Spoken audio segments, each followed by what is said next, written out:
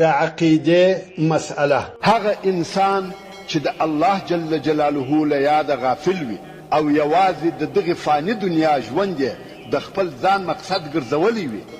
د هغه انسان ژوند به تریخ او تنګ وي که څه هم دغه انسان په ښکاره او ظاهره سره د ډیر مال او دولت خاوند وي که څه هم د عیش او عشرت سامان ډیر ولري خو بیا به هم په خپل ژوند کې ناراضه او پریشانه وي هغه څوک چې په زړه کې د توکل او قناعت پر ځای حرص او امیدو ځای نیولی وي د مال د لږېدو څخه بیریږي او تل یې د زیاتېدو په فکر کې وي او په دې چرتو کې ډوب وي چې شل سل کې او هغه سل ژر تر ژره زرو ته ورسوي د دغو کسانو دپاره د مرګ یادول او د پیسو د لږېدلو اندېښنې د روح او بدن سوهان وي